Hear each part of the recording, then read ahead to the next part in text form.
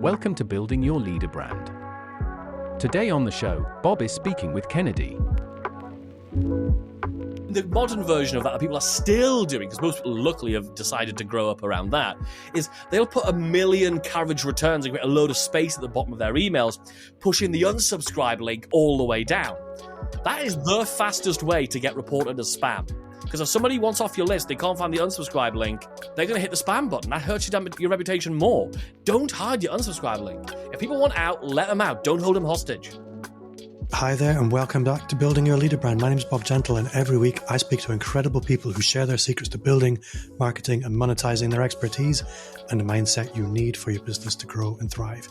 If you're new to the show, then while you still have that device in your hand, take a second to subscribe. It really helps me help the show grow, and it will help you make sure you don't miss all the good stuff. So this week, we're really going to be talking about some of the meat and potatoes of what it actually takes to succeed with an online business of any kind. I often describe to clients that email is the connective tissue in email marketing. You don't have that connective tissue, your whole body's going to fall apart. So to help me make some sense of this complicated organism of email marketing, I am thrilled to welcome Kennedy from Email Marketing Heroes. Welcome, Kennedy. Hey, Bob. Lovely to be here. So I'm excited today. Email marketing, you're going to have some statistics for me, but I remember hearing a statistic that startled me, and I've parroted it to clients ever since. I don't know where it comes from. I just keep talking about it. And it's something along the lines of, some study was done that suggested 70% of buying decisions happened as the result of something in the email inbox. And that has shaken me, and it continues to shake clients. What is your experience of this? Actually, you know what? I'm doing it again, Kennedy. Every time I introduce a guest, I get carried away, and I don't give them a space to tell us who they are. So for the listener who's meeting you for the first time, can you maybe just tell me a little bit about who you are, where you are, and what it is you actually do? Yeah, of course. I mean, I really want to get into the meat and potatoes of this actionable stuff as well. But just to give some context, there's a lot of people who come into this world and you're like, why should I believe them and stuff? Basically, I spent more than 15 years, almost 2 decades, traveling the world, performing as an after-dinner entertainer, combining psychology and comedy to make it look like I could read people's minds, which sounds crazy, but it took me all over the world. And then what I decided to do was I started helping other entertainers to fill up their calendars with really well-paying gigs so they could get paid what they're actually worth, because most arty, crafty, creative types undervalue themselves, which always breaks my heart. And so I started helping those people. And then other entrepreneurs, other business owners asked me to start talking about marketing and sales and growing businesses. And I found myself really in applying the psychology that I had to use on stage to have a career. I started applying that to marketing. I started applying that specifically to email marketing, because I just think there's something really beautiful, and not even beautiful, like just simple, about the fact that we can send a message and it pings up on a whole bunch of people's phones and we can connect with them. So that's what I've been doing. I started Email Marketing Heroes about 6 or 7 years ago. And it's been amazing. I mean, honestly, it's just so amazing. I get to do this stuff, help people to grow their businesses, make more sales. And I get to do it from anywhere. I get to do it from my balcony on holiday. I get to do it when I'm traveling to a mastermind in Florida. I get to wherever the heck I happen to be. If I've just got a little break between different things, I can fire off an email, which will bring in some sales. And it's just absolutely amazing. And I don't think there's anything else we can do that does that. And so, so far I've been able to help it's just over 8,000 paying clients so far we've helped with this stuff. And we've been able to grow a business of a few $1 million in revenue. And it's just absolutely amazing to work with such a variety of businesses. We've got people just starting out, getting their first subscriber, who might be a coach, all the way up to someone who's got 100,000 subscribers, got a multi-million-dollar business, and they've got different challenges and every single thing in between, from B2B to B2C. So, and that's what I really enjoy the most. Like, I've got my knowledge about email, deliverability, the psychology, all that sort of good stuff. And then combining that with my nosiness for knowing what other people are doing in their businesses means I get to tick all the boxes. So yeah, that's what I've been doing. So I think one of the things that I regularly come to is there are people who do things properly, there are people who do things well, and then there's the majority of people. And you see the people who are doing the email marketing, but the most common gap I come across in almost every business is, do you have an email list? Kind of. Do you use it? No, I don't use it. Right. This is where I'd like to begin today. So what does a good email marketing practice look like in the average? Let's pick a hypothetical coach / speaker / consultant. It's a good, fairly generic business. Right. And if we start at the very beginning, so let's go back to the statistics, actually. Sure. Why does this matter? Here's the thing. I really believe that until you sort out and have a really simple to implement email marketing strategy, one that doesn't take you very much time, but one that's really effective, not efficient, but really effective, and they're very, very different words, right? Very effective method of your email marketing. Until you've got that, we're all making everything in our business harder. Think about it. If you want to do a webinar to find out if people are interested in this new topic that you want to do a product about or a service about, if you've got an email list, you've got a captive bunch of people who you can email and get them on a webinar. Or if you decide to launch a new podcast or a YouTube channel. So I recently launched our podcast, The Email Marketing Show, onto YouTube as well. And I was able to already have a foot up and get a few hundred views. And most people struggle with 8 or 9 views for their first few episodes. Why? Because I could send an email to a bunch of people. Or if I want to do some research and send out a survey to find out what product we should create next, I can send an email to do all of that stuff. Or again, if I have a new offer to sell, I can sell it. So every single thing we want to do in our businesses when it comes to having more impact, building an audience, and to actually monetize and making sales, every single one of those things is easier and never harder when you've got an email list. And when I say email list, it might be 100,000 people like some of our clients, but most often it's not. Because you think about, everybody says to me when they come on a coaching call, right, I've only got a small list. And people who've said that range from people who've got 73 subscribers up to like 600,000 email subscribers. Because it's all relative to what everything else you're looking at. The truth is, if you imagine that number, if it's 50, if you had 50 people who said they are interested in your topic, which they've done because they've joined your email list, if you had them in front of you, you'd be nervous about standing up and speaking. That's how many people it is. That's how important this stuff is. And what's really cool is at the beginning of that journey, look, send your first email straight away. Here's why. If you've got 3 people on your email list and one of them happens to be your mum, the good news is the first email you ever send is probably going to be the worst email you ever send.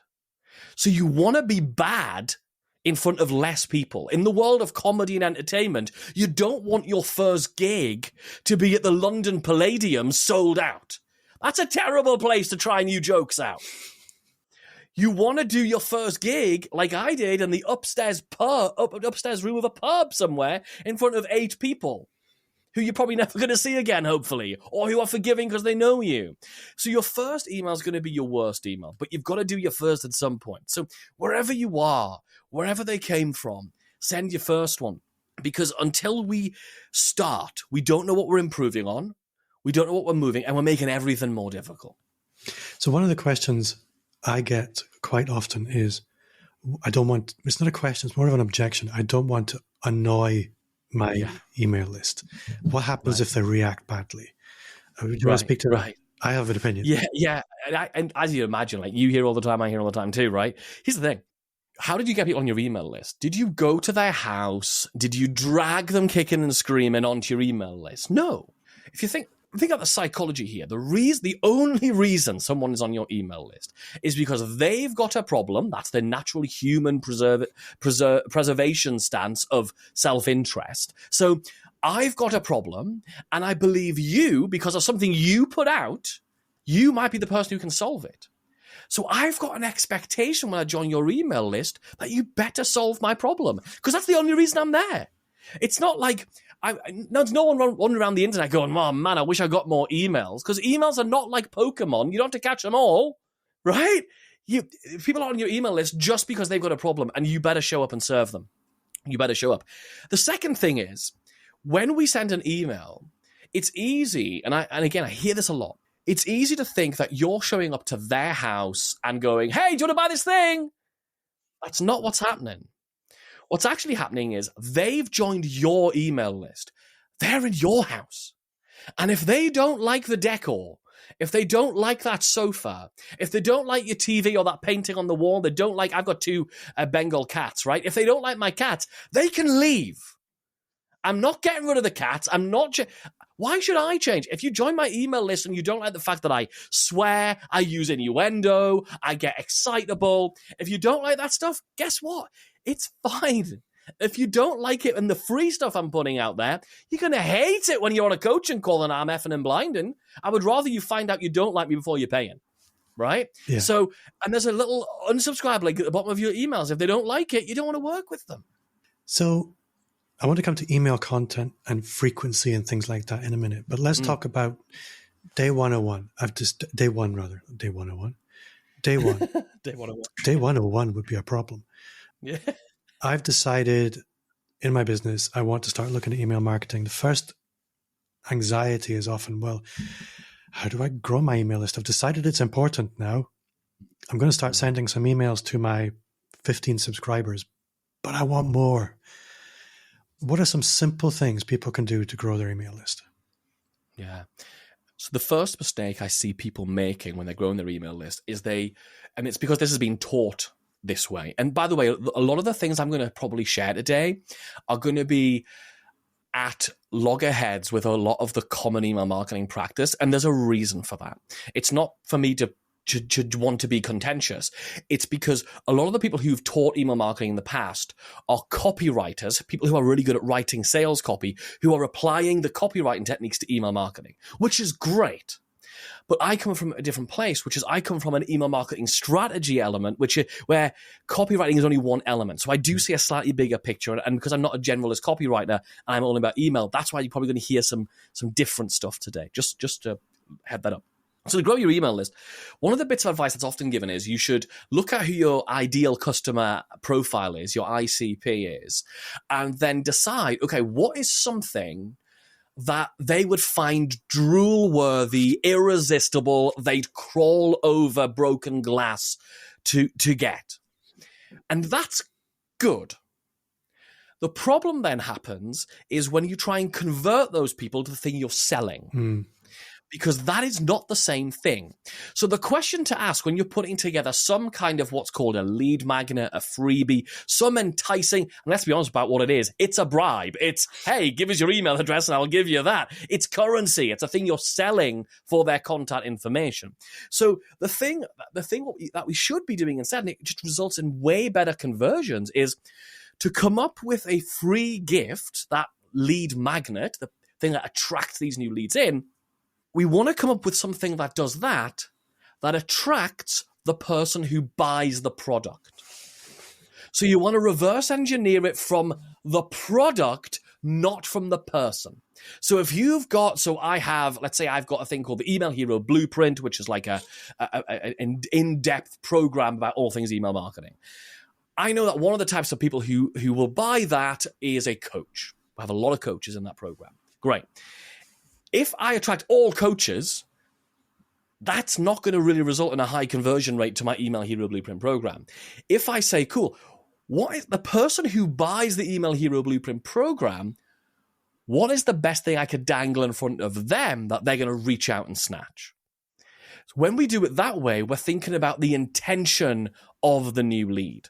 We're not thinking about the quantity, because if you had 15 people on your list and all of them are going to give you £1 million, you don't need 16 people for most of us, right? It's all to do with, it's really to do with what is that conversion rate of the quality. And the good news, by the way, about having a smaller list is you're going to get better open rates, better engagement rate, better deliverability. The clients who I have to help with that email deliverability engagement are the ones with the whopping huge lists because the technology is against you. So actually you do have an unfair advantage with a smaller list. So the first piece of that puzzle is having the right lead magnet, the right attractive carrot to dangle that actually predisposes them to becoming a customer. Because you don't want email subscribers. You don't want leads. You want prospective customers. And there's a big difference there. So one of the questions, again, where people get really anxious is frequency. How often should I email? And when I first discuss, hey, client, you need to look at some email marketing, they'll come back to me and say, oh, yeah, we could do a monthly newsletter. Mm-hmm. And you and I both know that a monthly newsletter is unlikely to achieve any traction. Mm-hmm. So if I were your client, and you kind of vaguely know what I do, and I'm kind of the example we're playing with you, what would you be telling me I should be doing from an email marketing perspective? What drives success for people like me? Yeah, so let's look at the results we want. So let's reverse engineer that outcome again, right? We're not just going to talk straight about the copy and all that sort of good stuff, right? So the first thing we're going to look at, what's the outcome you want? Well, the outcome you want is probably sales appointments, some kind of strategy call booking, something like that. And that's going to come from somebody understanding who you are, understanding what you do, and understanding how it is you can help them. And they're only going to do any of that if when they see an email from you, they go, oh, that's Bob. He does this.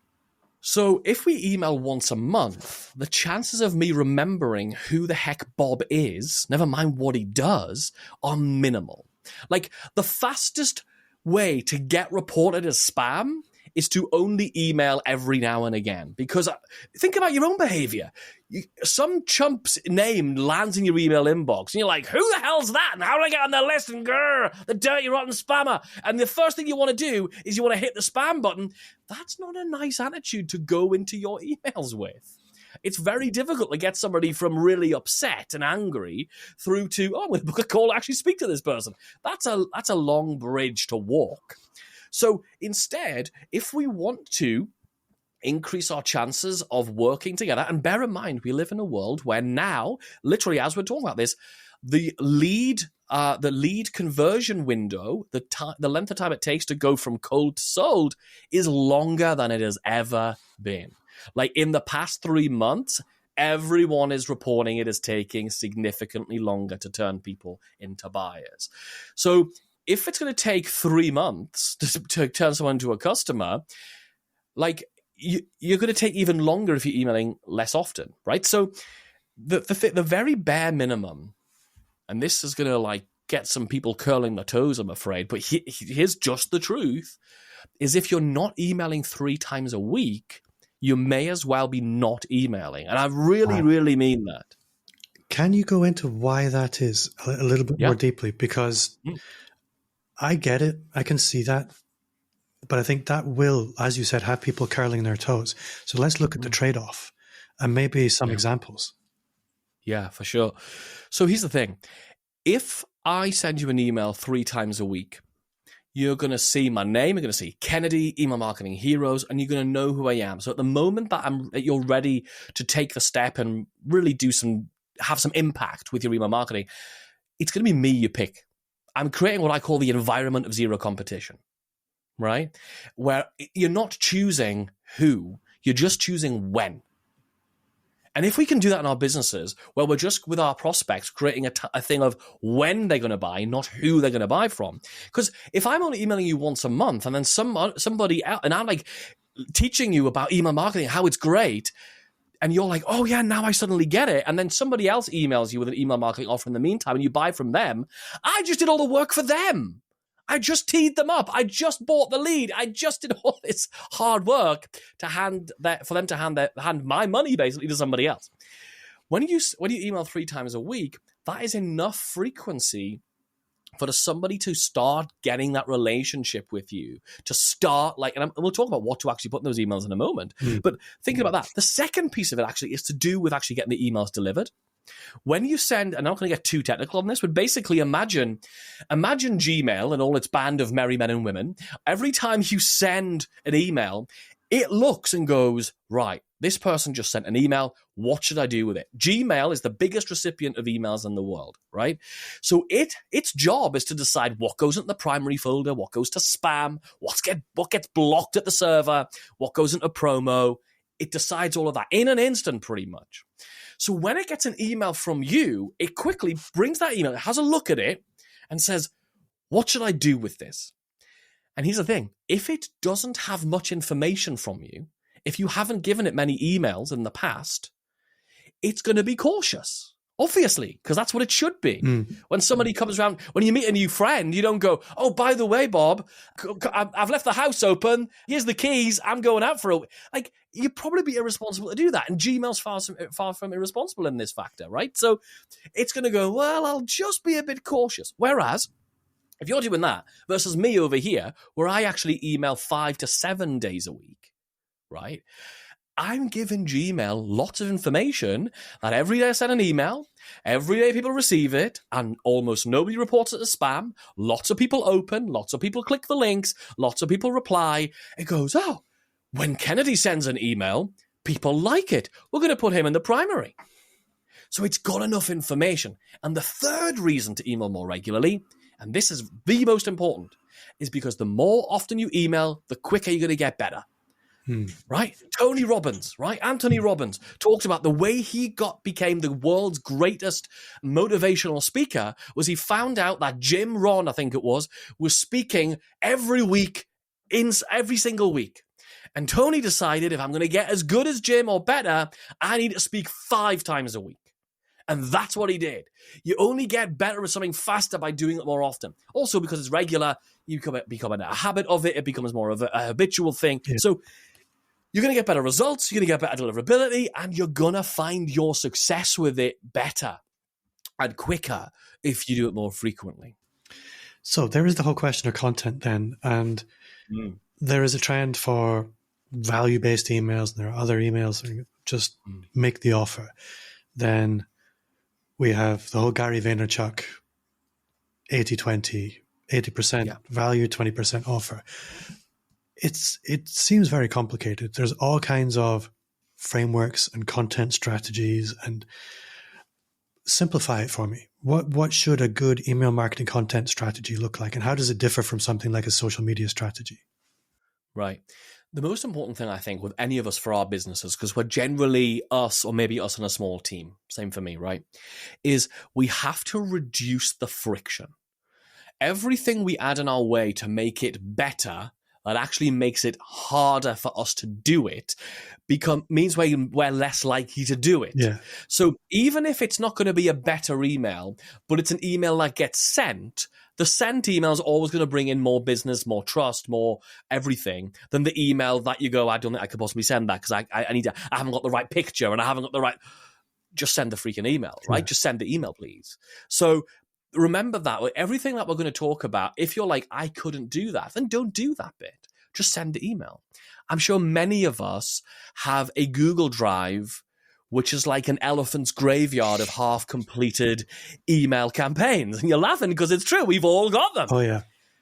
Right? And we've started and we haven't sent, but those are the ones that are it's a wasteland because it's a waste. So send the email. Send the incomplete email. My emails almost always have typos in them. Why? Because if I was to have every email proof checked, that would slow me down.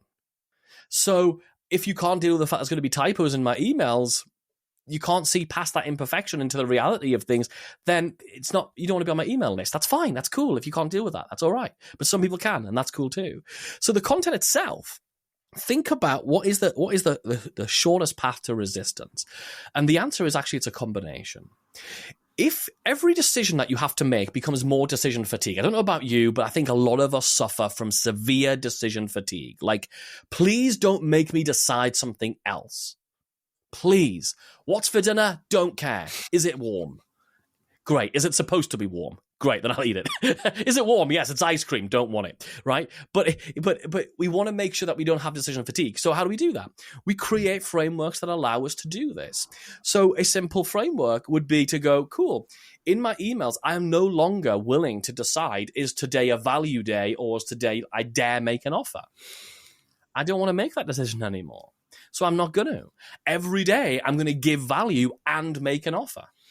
And because I'm doing it every day, the offer doesn't need to be as hard, as aggressive. Like sometimes we're launching something and we'll just do some, hey, we've got a webinar, you need to register, we're starting soon, all that sort of good stuff. Yeah, we're going to do a little bit of that throughout the year. That's what I would call a campaign.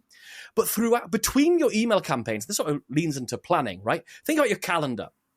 If you look at your calendar for the month ahead, and you plot onto it the 1 or 2 campaigns, sequences, events you are going to be promoting, you'll notice that, let's say you're doing 2, and 2's quite a lot, really, for every month. Like, that's quite heavy. Most of us can't actually keep up with 2 every single month. Believe me, I tried it. And I only lasted about 5 months. I was like, I'm exhausted. Can I please not write another email or another sales page? But if you did 2, and they each last 5 days, that's 10 days of the month that you're planning on sending emails that will make you sales. But that also means there are 20 days in the 30-day month which you are planning to not make any sales. I don't like the sound of that very much. They're like money black holes. It's also relationship with your list black holes, because we're all on those people's lists who only ever email us when they want something. We've all got friends like that who only ever text us when they want something. Hey, how are you? Yeah, what do you want? I only ever, we've all got those people in our lives. So what do we do between those times? What do we do between the campaigns? And by campaign, I'm talking about a thing that has a beginning date and an end date. It might be a webinar you've got coming up, or your book launch is happening, or whatever that is. So what do you do between times? And that's what I call a snowball email. A snowball email it's a little email that you throw out. It sort of taps somebody. It doesn't make a huge impact on its own, but together these snowballs create the avalanche effect. Right? So we're just going bap, bap, bap. And over time, that little drip, drip, drip, at some point, you'll say the thing that makes the person go, I get it. Now is the time. Now you've said the thing. And here's what a really lovely thing about email more frequently is. If you're most of us are desperately just trying to find the exact words that resonate with the audience that makes them go, oh, now I get it. Well, who's going to find that magic phrase fastest? The person who's emailing once a month, or the person who's emailing 7 days a week? I get 7 days a week. I get 7 shots a week to figure out the best way of describing it. If you think about the George Foreman grill, you know that George Foreman grill, right? So they ran millions of dollars worth of advertising on the George Foreman grill, right? Millions of dollars of infomercials and that kind of thing.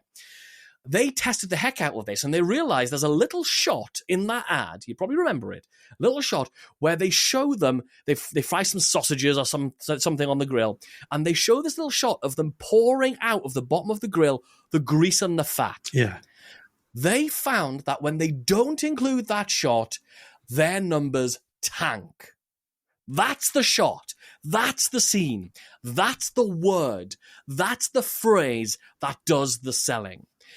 And how many shots do you want to have at figuring out that shot? 7 a week, please. Because when I find the one, I'm like I'll send an email about a new offer, and I'm like, the first email, I'm like, oh, this is going to be great. And then it's like, it's okay. The next one, email number 6, people go bananas. What do I do with that information? Yeah. I go change the subject. I go change the headline on the sales page. I go change the theme of the whole thing. I write the webinar around it. Like, everything comes out of that information. So we're going to combine value, because that's where we're going to actually connect emotionally with our audience, and making a soft offer in every email. Here's a story. Here's a aha moment.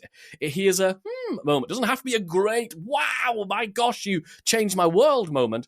It has to be a little moment of realization. Oh, I hadn't thought of it that way. Oh, that's really interesting. I hadn't really thought of applying it in that way.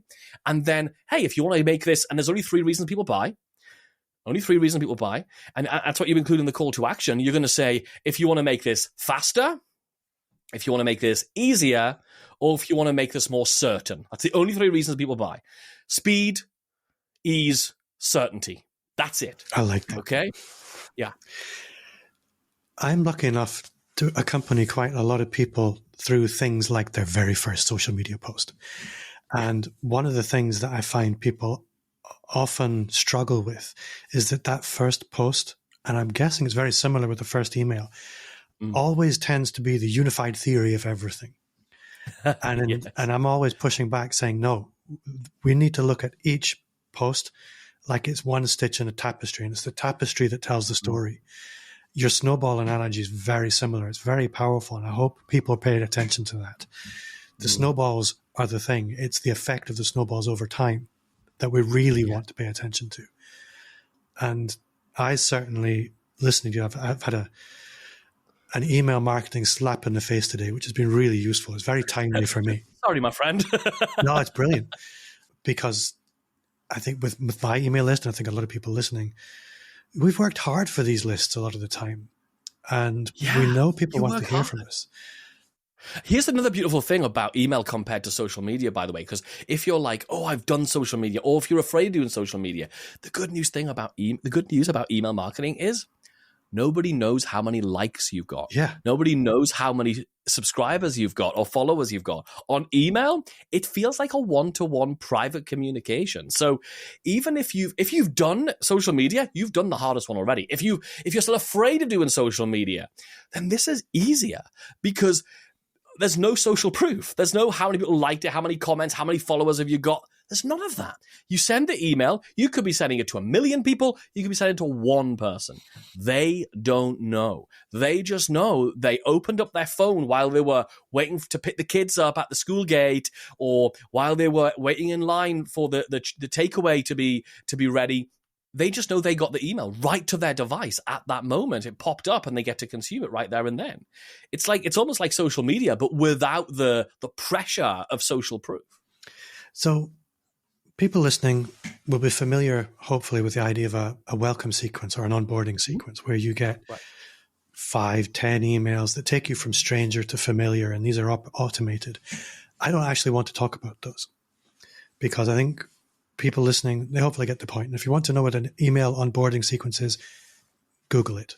What I do want to talk about... I just did a really great new YouTube video about the perfect welcome sequence. So if you just go to YouTube and look for the email marketing show, and we'll probably put a link in the show notes, I guess, to my email welcome sequence. And I'll walk you through this really advanced one. So yeah, we'll not even talk about it today. But what I do want to talk about is a question I get asked all the time, which is email outreach, sales email outreach. And often the question I get is, can I / should I, and you know how to end this question, don't you? Buy a list. Right. What's your perspective on this? So there is a distinction between what we've been talking about so far, which is what I call opt-in permission-based email marketing.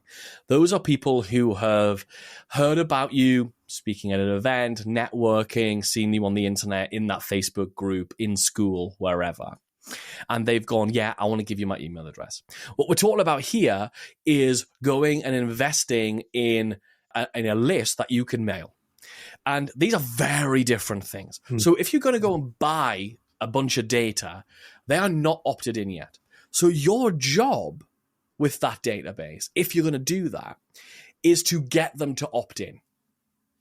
Right? So we're going to turn it, it's just another algorithmic reach of people. So important stuff if you're going to do that, and you can do it, and I have done it with my entertainment business. Actually, I bought email lists and physical addresses of event organizers in X companies, and sent physical mail out as well as emails.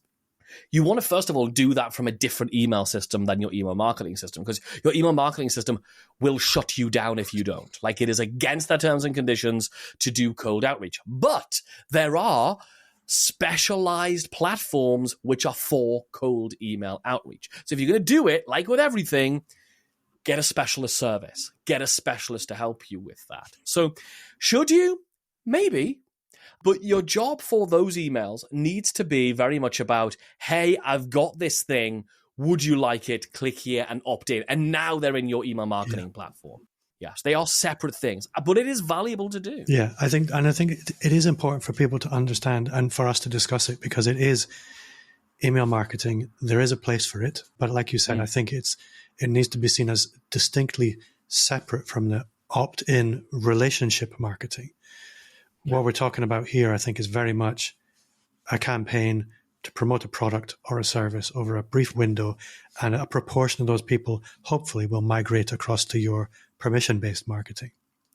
Exactly. And that's usually going to be, I was asked, actually I've not done it yet, but I've been asked to put together a whole program about cold email outreach, because I've done cold email outreach. I did it to actually about maybe 2 years ago. I wanted to get booked on a lot of high profile podcasts. And I was like, okay, let's do this with cold outreach. And it worked very, very, very well.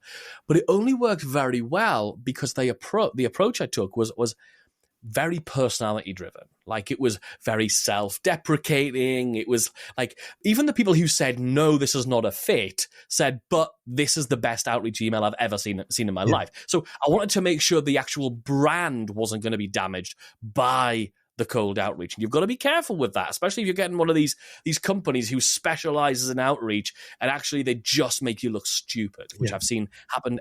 I've seen that brand damage happen for some people I really respect, and I've gone back to them and if I've known them personally and said, look, just so you know, this just doesn't look good for somebody of your status, and then, made some tweaks.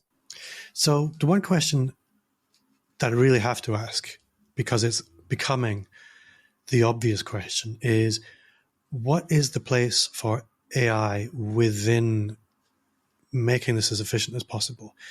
What does good practice look like from your perspective? Because I don't think we're any longer in the place where we can say, "Oh, you shouldn't use AI." It's unrealistic now. Yeah, absolutely. And if we were having this conversation even 6 months ago, I would have said it's not ready. I think 12 months ago, 18 months ago, AI was a magic trick, right? It was like you put something in and you would tell your friend, oh my God, AI made this. And the fact that a computer made it was amazing, but it wasn't good enough to send it, right? It's like your kid does a lovely piece of art when they're 6 years old. It's lovely for the kid and it's amazing that a 6-year-old did it, but it's not good enough that you're going to use it on your website, right? So I think that's a really important distinction. But now, it is ready. Like, it is absolutely possible. It is absolutely doable. And it's something we should all be doing. And I'll tell you why. The big reason people don't do email marketing, one is because they don't have a plan of what they're going to promote when. Well, if you have a plan and promote and do what you said you're going to promote on those days, you'll have a plan. Secondly, they run out of steam. The motivation disappears. So what you need to do is have a strategy that does not rely on motivation, but instead relies on discipline. 3, they get bored of the same format and formula of their emails over and over again. Like, for me, we all have a default. Some people default to always telling client success stories. Some people default to talking about their struggles. I default to outrageous opening statement, some kind of innuendo, and follow it with a call to action. That's kind of my default. But if we do that over and over again, one, I get bored of that. My audience gets bored of that. So you need to refresh your formula. I call it a framework for your emails. And the last bit is the intimidating blank page where all dreams go to die. And that's where you open up your email platform and that blinking cursor just bullies you until you type something. And that's why AI is the best thing. So it's really great for creating your first draft. It's really great. And if you get it to a point, which I have with ours, instead of one of our programs, I just taught our members in what we call Email Hero Academy. I just taught them how to make their own custom GPT so that it sounds like them in their voice. It understands their products and services, all of their offers. And it also doesn't sound like ChatGPT anymore because you can train it out of that stuff. Then I add in any of my email frameworks and it can now write an email for me.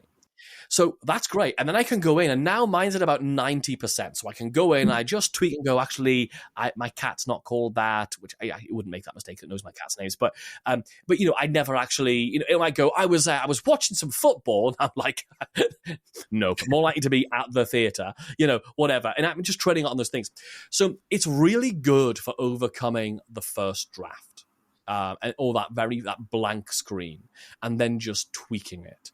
And it works very successfully, as long as you don't think of it as a magic button. Yeah. Don't assume that what it produces is brilliant.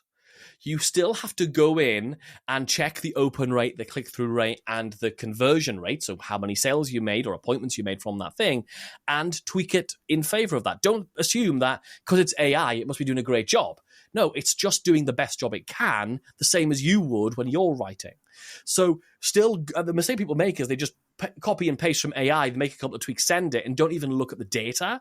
So do go check the data to make sure what it's producing is actually getting you results. Yeah. And if it's not, retrain it, retweak it. I think that's the thing.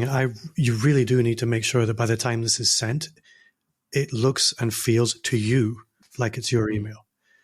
I see emails, one company in particular for whom I'm a client, I see their email marketing coming in. All the visual signals that ChatGPT generated this are all there. The long cursors, the EM dash. Yeah, the what's the word? The superlatives and flowery language that no human being would ever use. But you just put into the GPT prompt, you just put, so here's some of my favorite pieces to put into your prompt, right? Put in there, never ever use the EM dash. And here's some copywriting stuff to put in there. Never use adverbs, use stronger verbs. Write in an active tone. And my other favorite is to write like I'm having coffee with a friend, not like a TED Talk. Very nice. I'm going to have to go. So now you're telling it how to behave. AI is too big for us to really get deep into, but hopefully people listening can start to see, I could make this happen. We don't need to talk about which email marketing platform to use. I think that really needs to come down to your individual situation. It does, but here's my trick for figuring out which one to use for you is figure out one of the typical use case of something you would want to do in your email marketing, legitimately something you will want to do. Go take a free trial of 3 or 4 of the platforms, try and do that one thing in all 3 or 4 of them, and whichever one makes you want to throw your computer out the window least, use that one. That's how you do it. So I do have one more question. It's an important one. It's the whole question of balancing. I need to make this look like it's literally just an email that's been generated in Microsoft Outlook. Is that even still a thing? Gmail. I don't know. I haven't got a clue. All the way through to this looks like the most polished marketing email anybody's ever sent. Whiz-bang graphics, the works, thoroughly branded. What's your position on this in terms of the whole question of branding and visuals in an email? Every test that I've ever done and had clients run, sometimes I'll say in our membership, hey, I'm thinking about running a test. Who wants to also run that test to get some cumulative data? And they'll jump into it, which is always fun, getting that hive mind from people doing this stuff. Every test we've ever done, when you add graphical elements, and I'm talking about a nice header image along the top, I'm talking about a background color around the edges and so your middle bits lighter, every single time the numbers for deliverability, open rate, click-through rate, and conversion crash awfully. And I think it's because this is not psychology based, this is not fact based, this is literally a feeling and trying to sort of post justify. I think it's because when you open an email that looks like that, you're like, this is a company, they're trying to tell you, go in and your resistance increases even by 5 or 10%. But that 5 or 10% is conversion rate, right? Whereas if it's an email that has none of that stuff in, well, one, the email physical size of the file of the email is smaller, so deliverability is going to be better. So more people are actually going to get the email in the primary. Because think about it. If you're going to send an email to your mum, you're probably not going to put a lovely banner along the top and probably not going to do that. So I would always err on the side of making it more personal. You can still make it professional. You want to make sure it's got a fairly good font size. You want to make sure it's laid out. And you could, sometimes I'll put a little headline at the very top of the email, a big, almost like a sales page headline of a few words, just to change that pattern. But it's important that these are pattern interrupts. This is resetting our audience's attention by doing different things. So I always err on the side of simplicity. Plus, bonus, the simple ones are really fast to produce. So I don't have to go and worry about finding the right image or getting that AI to make the right image. I can just send the email really, really quickly. And actually, just to go back to the AI as we mentioned, the other good thing about training an AI on your voice is it means you can get a VA, even one who doesn't have English as their first language, to do the first draft of your emails for you, right? So it doesn't have to be you. It could be your daughter, your son, it could be a parent, it could be a sister, it could be somebody else, which is really, really nice as well. But yes, this simple thing is really, also think about it. J.K. Rowling wrote, I can't say her name, Harry Potter woman, right? She didn't break part way through the book and go, oh, I can't really describe this. I'll just do a picture. No, she didn't do that. Why? Why does fiction not have pictures in? Because the point of reading is that we immerse people in the world that's in their heads. So, and a great example of this is if I do an email about, oh my God, my mum's just bought the worst sofa ever. It's hideous. And then I put a picture in and it's your sofa. We immediately disconnect. Whereas if I just say my mum just bought the worst, most hideous sofa, in your brain, you imagine what you think is the most hideous sofa. So now we're aligned. And now it becomes three-dimensional, now it becomes emotional, it takes up more of your brain, and therefore it's more persuasive and impactful. So there's no place really for that. Some exceptions. One, to interrupt the pattern. So, for example, if I'm going to be sending people to a video where I'm going to be telling them about something, I might put a little GIF of like a little bit of the video of me in the email. Again, because it just gets a bit of attention. If there's been lots of comments, like we did a webinar on Monday, and the comments section of the webinar was one of the best things I've ever seen in my life that I've ever delivered. People were going crazy. So I grabbed a screenshot. And so when we did the webinar again, I included the comment section saying, people lost their minds on Monday. Look.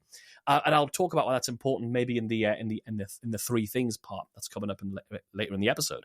So there are times for visuals, but it should look, if it looks too calculated, then that's when people get that resistance comes up. Yeah. That I think is really useful. I think it is a delicate balance. And I think that the temptation for all of us is to look corporate. That's not helping. Yes. It's not helping, but I think the opposite, as another old trick people used to do.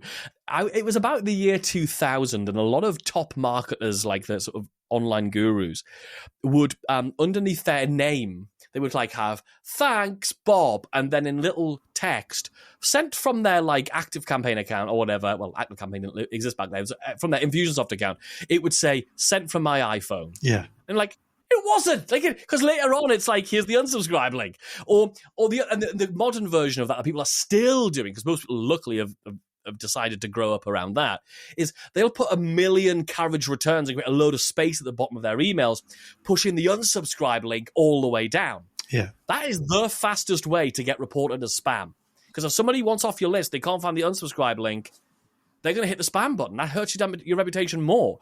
Don't hide your unsubscribe link. If people want out, let them out. Don't hold them hostage. That's a good soundbite for the promo, isn't it? Yeah. Speaking of letting people out, let's talk about your three things. I think in terms of email marketing, if people haven't learned enough to go and take very meaningful action and they've listened this far, they're a lost cause anyway. There's so much value in all of this. I'm going to have to go back and check my notes. But let's get into your three things people can listen to, go and take meaningful action today. Thing number one. Thing number one is my favorite book, and it has been for a little while now. It's a book by Michael Masterson called Ready, Fire, Aim. It's a book you're not supposed to sit and read it cover to cover. You're supposed to read if your business is from 0 to 1 million turnover, I think it is, you read and you study and you implement the first section. Mm-hmm. And then when you move on to if you want to move your business on, you read and implement the second section. It's really, really brilliant from a guy who's built a multi-billion-dollar business. So this is a person who's done it, is in one of the biggest, if not, I think the biggest publishing company in the world. So yeah, Ready, Fire, Aim, Michael Masterson. Get that audiobook. I have it on Kindle. Oh no, I don't. I have the physical book. Sorry. Yeah, amazing. You're the second person that I pay attention to as really knowing what they're talking about that's mentioned that book in the last couple of weeks. I can't remember who the other person was. If it was you, I'm sorry. But I'm going to have to go and order that now. When I spot trends, I have to pay attention. Yeah, I think so. So thing number two. Thing number two is a principle that when I have somebody write copy for me, if I hire out copywriting, it's the note I give most often. And it's the thing I'm obsessed with when coming up with campaigns. And it's this phrase called SIPI, S-I-P-I. And it stands for say it, prove it. We live in a world where people have been making up things for such a long time that we don't know what's true, and we assume most things are not. So when I say something, I try and prove it. little example.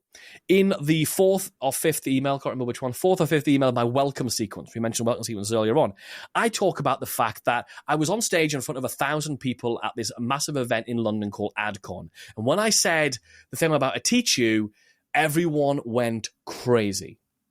The whole point of that email is to weave together a lesson with credibility, the fact that I was on stage and I speak at events. But I want them to know it's true. I'm just saying stuff. So the comment I write in the margins often of copywriters is prove it, prove it, prove it. You can't just say things anymore. You can't just make claims. So the way you prove that kind of thing is after I've said it, I have a picture of me on stage at the event where you can see the silhouettes of like thousands of people in the foreground. I'm on stage like doing the thing. So say it, prove it. Because what you're doing is, remember, all we're doing with our marketing, with our relationships, is we are training behaviors and we're just living up to expectations or letting down expectations that we've set, right? That's all we do. We set expectations, we either meet them or we don't. So say it, prove it. I love that. I think it's very easy to make claims assuming, even when they're true. But yeah, it's very similar. Especially when they're true. There's social proof is a similar thing, that most of us have lots of clients who say we're wonderful. The most common gap in most businesses I encounter is actually using the proof that you have in abundance. It's always there, but people aren't really shining their light. This is exactly. Well, here's a little an extra, like a 2.5 on that then, which is if you on your website don't have, we call it a wall of wins, but like a page which is just, if somebody says something nice about us anywhere, I have a team member whose job, who's a major part of her job is grabs that screenshot, gets permission from the person, and adds it to our wall of wins. Yeah. So that is it. I mean, it is like an infinite freaking scroll of like people going, I did this, I joined the program, made 20 grand. I joined the program, I sent my first email. Like great results. So people go to the website, they're looking around and they go, all right. There's no other text on that apart from like the legal compliance of like, these are not guarantee your typical results, da, da, da, da. But like, I'm not selling on that page. I'm like, oh, by the way, if you want the program that they're all talking about, here's the button. There's no other copy. Doesn't need to be any other copy. And I think all these things contribute towards what you described as this environment of zero competition. I had to write that down. That is such a valuable thing because that's really what this is for. It's trying to separate you from the many and trying to convert you into the mind of your prospect as the one. And the one they would be fired or laughed at for not hiring. Yeah, exactly. Yeah, exactly. Thing number 3. Yes, please. Thing number 3, is people, we talked about frequency. And the reason people get upset with your email frequency is because they hate surprises. Most people join your email list and they think the transaction's over because you said, do you want this thing? You said, do you want this thing? They said, yes. You said the cost is your email address. They gave it to you. You sent the thing. They believe the relationship is over. So when you start showing up with your emails, they're like, what's this? So we're going to set expectations. We got to set expectations. That's why on your lead magnet, if your carrot you're dangling, it should be something like, hey, join my email newsletter today and get this thing for free, or get this thing for free and as a bonus, in my case, mine says something like, get this thing for free and as a bonus, you'll get my daily email marketing tips straight to your inbox for free. Sell them on your email marketing tips, on your tips by email. And then in your first welcome email, this all is linking together. As you can see, it's very strategic. All this stuff links together. And this is obviously, we're just touching the surface here. But that first email of the welcome sequence, remind them, hey, welcome. Here's what you can expect. 1, you're going to receive my emails every day, helping you with grow your business with email marketing. 2, what else they can expect. 3, oh, guess what? There's no question in the world that they're not expecting to receive more emails from you. So set up the expectations before opt-in and confirm it in that very first email. And now you've got a really nice, robust system that people are going to be looking forward to your emails. And be specific as you can. If you email every Tuesday, Friday, and Sunday, say, and you can expect my emails every Tuesday, Friday, and Sunday. Tell them. I'm guilty of not having done that, and it's such a good idea. Often it's the simplest things That's setting All you these up simple for things. It's success. little snowball things. It's tiny little snowball actions. In the same way we communicate with our clients, it's the snowball actions in our own businesses. Like I was working with a client one-to-one yesterday, a consulting thing. They were having a huge problem with their spam complaints. And I said, there's not going to be one thing we're going to install in your business that's going to fix this. It's going to be snowballs. It's going to be this. I did this again with a client a month ago. We reduced her spam complaints by 45% in 11 days, but not with one thing, by doing this, and this. Yeah. Think about the little snowballs. Everyone's looking for the one big fix. It doesn't exist. It's lots of tiny actions. So if anybody's listening thinking, I need some Kennedy in my life, my business would really benefit from an email marketing hero, what does that look like? How can people get into your world? Yeah, sure. I think, John, the best thing to do, I think you're probably thinking right now, I'd love to see these emails. I'd love to see what this is all about. The best way to experience email marketing is to really be in among it.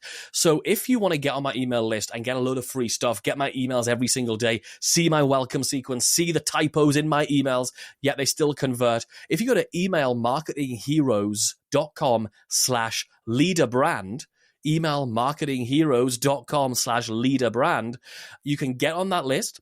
You can stay for as long as you want. You can get out if you want at any point, and you can see how we can actually put together these things. And you'll learn a lot even if you never buy anything. I'm going to go and do that. I think it's time for me to get on your email list and see what good looks like. Where do you hang out on social media that you enjoy the most? Yeah, we have a free Facebook group. It's called the Email Marketing Show Community. So we have a podcast called the Email Marketing Show, like 280 something episodes where we talk about email marketing. But I was like, I need a community around this where people can talk about how to apply it to their business. So I created a free Facebook group a few years ago called the Email Marketing Show Community. So if you go to Facebook, search for the Email Marketing Show Community, come on in there. If you've got questions about the stuff we talked about today and how you implement it in your particular situation, because obviously we're all doing things slightly differently, then you're very, very welcome to come and do that. I've learned a lot today. I've really enjoyed myself. Spending time with you is never wasted, Kennedy. Thank you very much for your time. Hey, my pleasure. Thanks, man. That does bring us to the end of another episode. Thank you at home for listening. If you did enjoy the show, then I would welcome you to leave a 5-star review wherever you listen to podcasts. That's 5, like the fingers on your hand. I remind you every week. If you did enjoy this, you will love the Personal Brand Business Roadmap. It's everything you need to start, scale, or fix your expert business. 50 pages. As a gift from me, visit amplifyme.agency/roadmap. Thanks for listening. See you next week. Rob, you've been awesome. Thank you.